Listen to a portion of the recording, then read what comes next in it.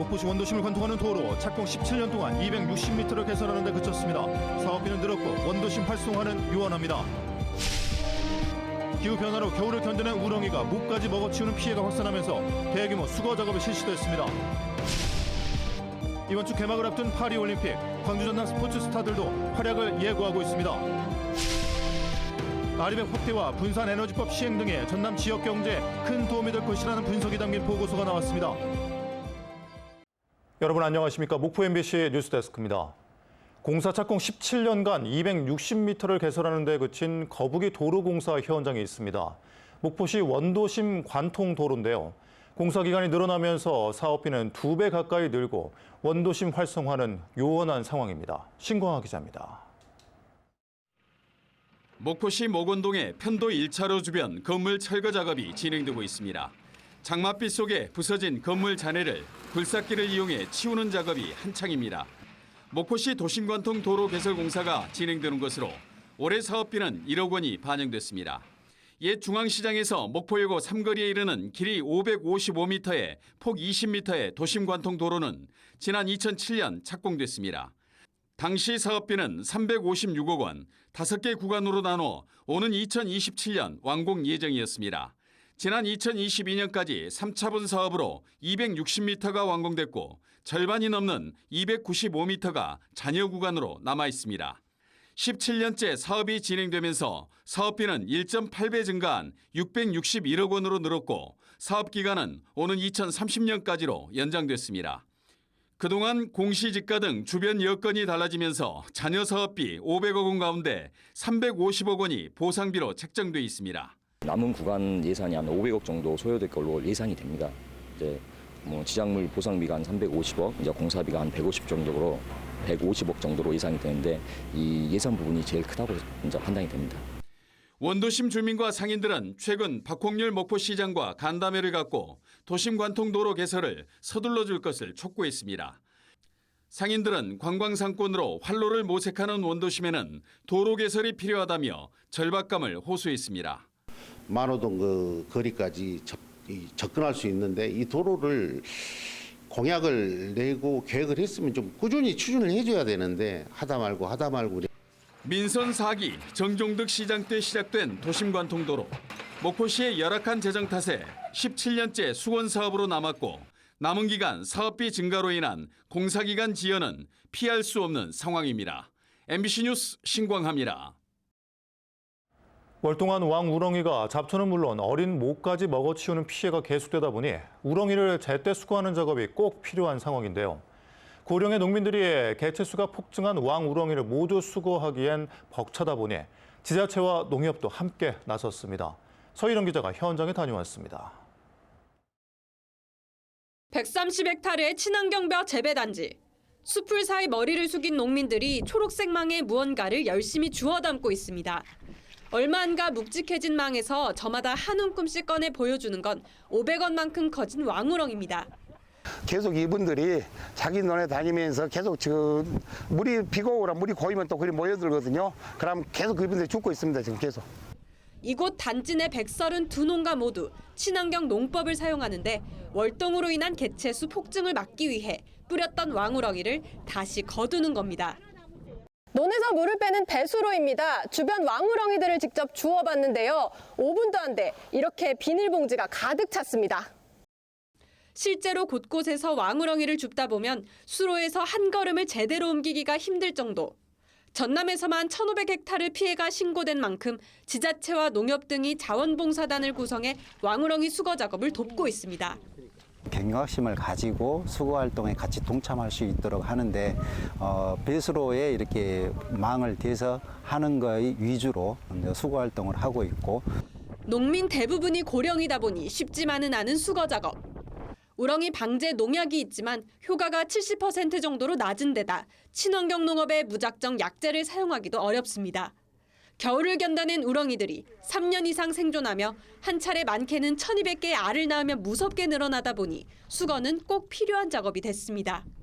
요새 시골에 젊은 양반들이 별로 없잖아요. 그러니까 다 나이 잡순 양반들이라 도움을 받을 수가 없어. 전라남도는 왕우렁이로 인한 피해 확산을 막기 위해 이달을 일제수거 기간으로 지정하고 개체수 줄이기에 집중하기로 했습니다. MBC 뉴스 서희령입니다. 전남 국립의대 설립 범도민 추진위원회 대표성 논란이 제기된 것과 관련해 추진위 측이 유감을 표명했습니다. 범도민 추진위원회 허정 공동위원장은 오늘 보도 자료를 통해 최근 일부 언론에서 범도민 추진위의 도민 대표성 논란과 관련해 국립의대를 전남에 설립하기 위해 모인 333명 위원들의 열정을 깎아내리는 것 같아 안타까운 마음이 든다고 밝혔습니다. 허 위원장은 또 순천시에서 요구한 명단 공개는 당사자 동의가 필요해 공개할 수 없지만 집행위원 13명의 명단은 이미 동의를 얻어 공개했다고 덧붙였습니다. 코로나 여파로 3년 만에 개최되는 파리올림픽이 이번 주 개막을 앞두고 있습니다. 광주 전남 스포츠 스타들도 효자 종목인 배드민턴과 양궁 등을 비롯해 10여 개 종목에 참여해 활약을 예고하고 있습니다. 송정근 기자입니다. 가장 뜨거운 관심을 받고 있는 선수는 단연 배드민턴 국가대표인 안세영 선수입니다. 광주 풍암초와 광주 체중고를 졸업한 안세영 선수는 아시안게임에 이어 이번 올림픽에서도 금메달에 도전합니다. 세계 랭킹 1위지만 무릎 부상을 안고 출전한다는 점이 긴장 요소로 작용하고 있습니다. 하지만 낭만 있게 마무리할 수 있도록 응원해달라며 당찬 포부를 남겼습니다. 막 샴페인을 태워서 흔들면서 들어오고 싶다는 생각도 하고 그런 거 상상하면 되게 기분이 좋고 웃게 되잖아요. 준비한 걸 다 보여줄 테니까 좀 기다리고 있었으면 좋을 것 같아요.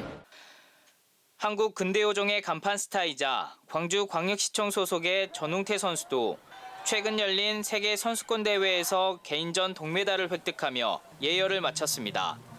특히 단체전에서 영암 출신인 서창환 선수와 금메달을 합작해 도쿄올림픽에 이어 메달 획득에 대한 기대감을 높였습니다. 근대오종을 하면서 인생이 몇 번 올까 말까 한 그런 굉장한 미스 없는 슈팅을 보여준 것 같아서 일단 너무나도 기쁘고 국제대회에서 메달반 역할을 해주고 있는 펜싱 종목에도 광주 서구청 소속의 강영미 선수와 김재원 선수가 출전합니다.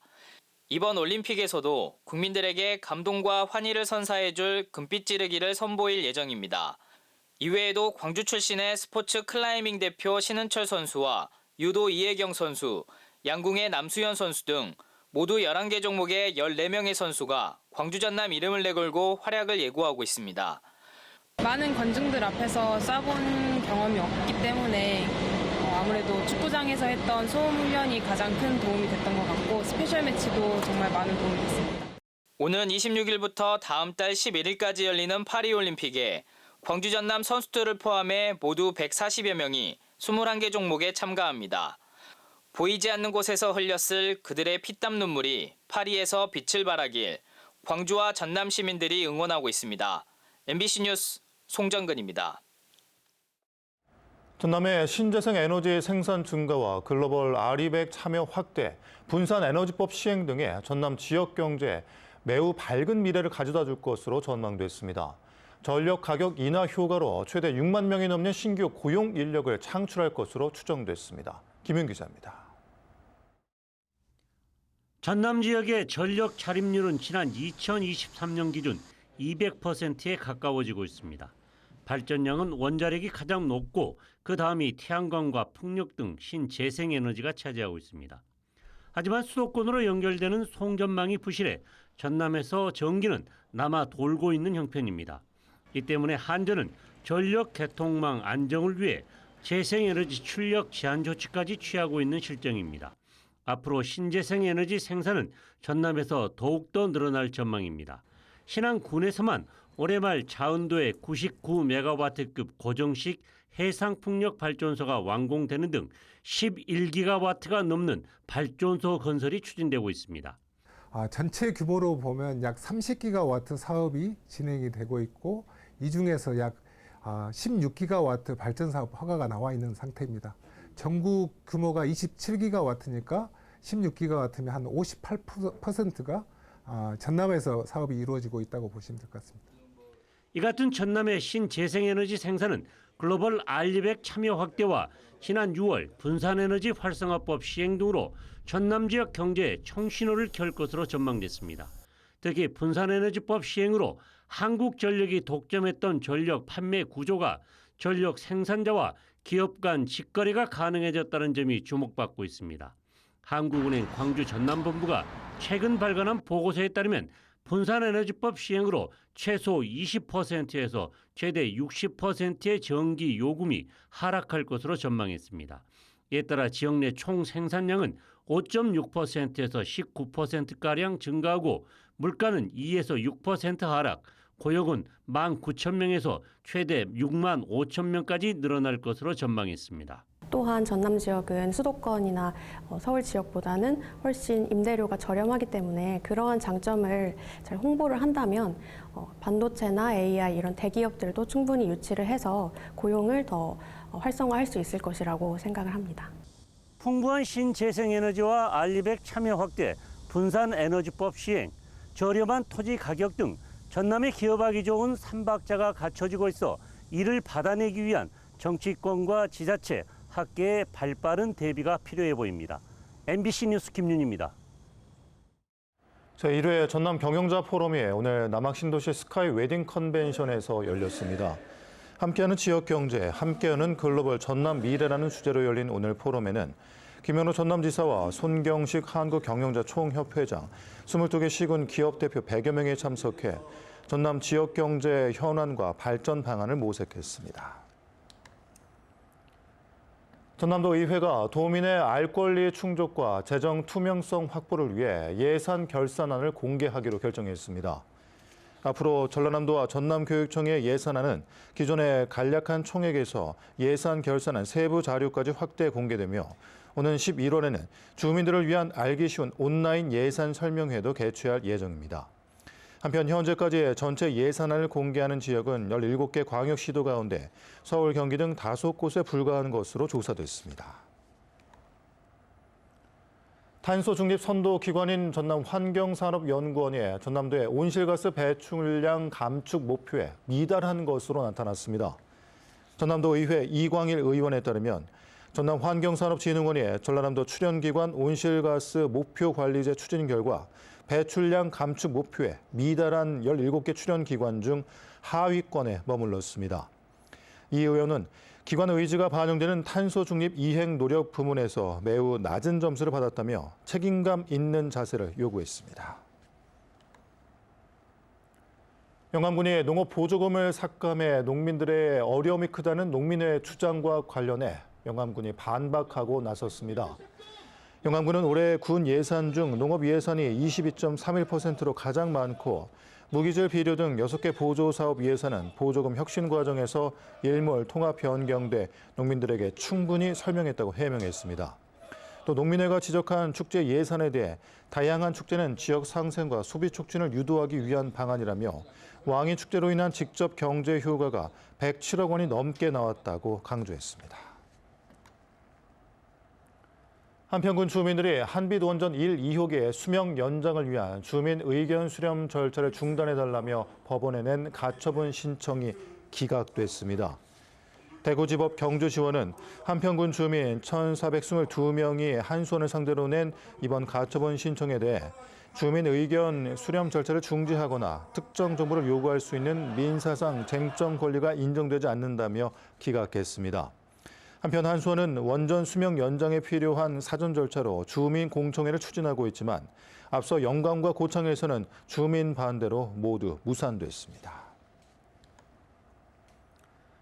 전라남도는 오늘 광양 포스코 백운 아트홀에서 저출생 극복에 기업 참여를 유도하기 위해 제13회 인구의 날 기념 행사를 개최했습니다. 오늘 기념식에서는 저출생 반전을 위한 가족 친화적 사회 분위기 조성을 위해 포스코, 현대사무중공업, 대한조선 등 지역 120개 기업과 일생활균형 문화조성 업무 협약을 했습니다.